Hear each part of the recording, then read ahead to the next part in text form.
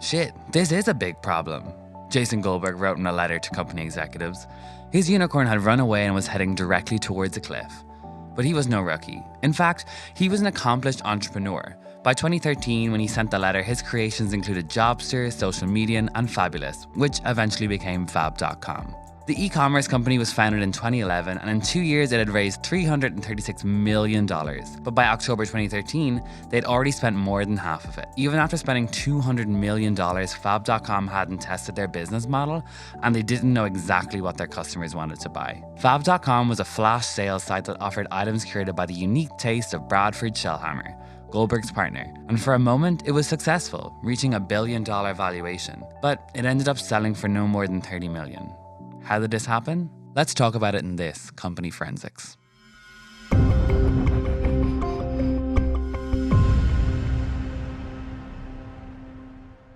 So if you missed our last video on Kickstarter, you probably haven't met Pork. Pork is the newest member of our team. He recently joined the company and he's the coolest Irish voice and will be helping me co-host some of these videos on YouTube. So I'd like you guys to give him the warmest of welcomes.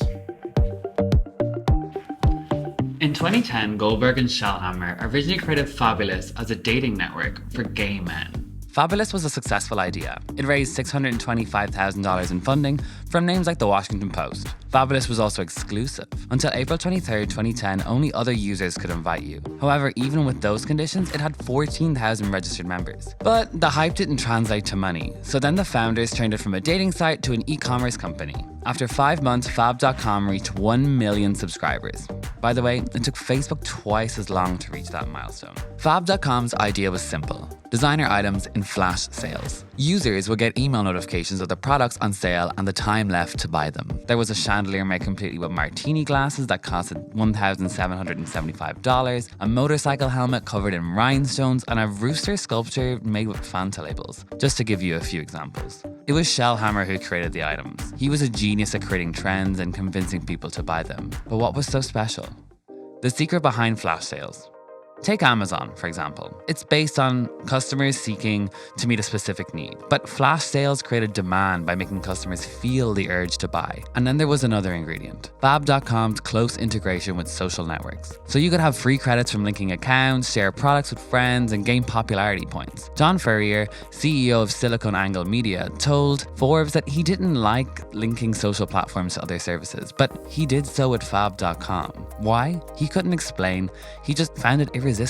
Fab.com also lured some big names like Andreessen Horowitz and Menlo Ventures. Even Ashton Kutcher dished out money. But by 2014, Fab.com looked more like an ordinary pony than a unicorn. You see, their success inspired competition in Europe, so Goldberg accelerated Fab.com's European entry. That's when German brothers Mark, Oliver, and Alexander Samwer appeared on the scene. They created European clones of American companies such as Pinterest, Zappos, and Amazon. Once they'd make their copies, they'd offer them for a high price. In their terms, acquire us or we go to war. And Fab.com was no exception. So the three brothers created their carbon copy and called it Boomerang. But Goldberg wasn't going to back down. First, he called Boomerang bad design and that the brothers were copycats. Then he insisted that his customers valued genuine authenticity. He closed with, "Do something original or don't do anything at all." Who could blame the Samwer brothers? Fab.com boosted its sales from $18 million the first year to $112 million the next. Plus, it had 10 million subscribers, willing to receive emails and, most importantly, buy stuff. So to internationalize Fab.com, Goldberg bought 3 European clone companies. To this day, the amount is undisclosed, but sources estimated it's between $60 and $100 million. And that's when things began to take a tumble. It turns out that Fab.com wasn't ready for search purchases. Spending too much, too fast. A former employee revealed that if Fab had opted to go to Europe later, the story would have been different, with a more robust business model. Ironically, Goldberg agreed only later. To him, a unicorn startup needs a sustainable, repeatable, and scalable business model, and Fab.com was struggling with precisely that. The European acquisitions were chaotic, so Goldberg lost sight and increased the inventory from 1,000 items to 11,000 items. This move destroyed an essential part of Fab.com, selling personalized and unique items. Initially, users loved Fab.com because the articles couldn't be found anywhere else. But eventually, you could buy around 90% of these articles on Amazon at a more affordable price and shorter waiting times. But Fab's products were becoming more mainstream. T-shirts were among their best sellers, and while these looked good, they didn't exactly stand out from the crowd as anything unique. At this time, Fab was also making significant investments. First, Fab acquired a massive warehouse in New York, and then it bought 2 floors in a building overlooking Manhattan, where they installed the headquarters. Now, remember that we mentioned the waiting times? That was a big pain point. At one point, the average was 16.5 days, but thanks to the inventory management, it went down to 5.5. But getting to this point meant more spending. The kiss of death came in 2013. Fab.com stopped the flash sales and their core trait was now gone. No one to say stop. You might be wondering, where was the board of directors? Someone had to stop the unicorn from falling into the precipice. The truth is, nobody paid attention and the company kept on spending. Fab.com made expensive investments in online marketing and television commercials. As a result, Goldberg spent a third of his time on internationalization. But still, things weren't looking up.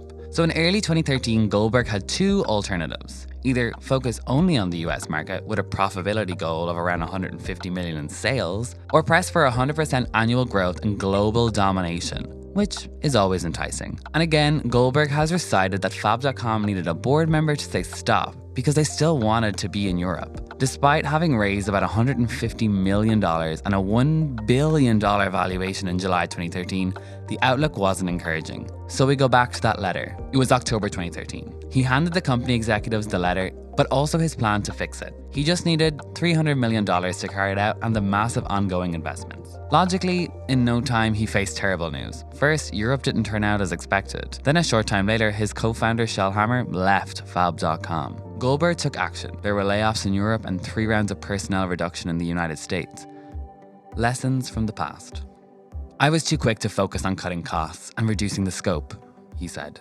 He said that he should have devised a plan with the board to preserve value for shareholders. In 2014, Fab.com was spending up to $14 million a month. Losing money like crazy, Goldberg took the $10 million in inventory and sold it. He used the money in one final attempt. Hem.com. Similar to Fab, Hem.com sold high-end products and household items, and Goldberg had no choice to believe in it, as he took Fab.com's remaining funds, around $80 million, and went all in. But Hem didn't live up to expectations and performed poorly, so in 2015, Goldberg sold Hem, which still had some of Fab's DNA, for less than $30 million.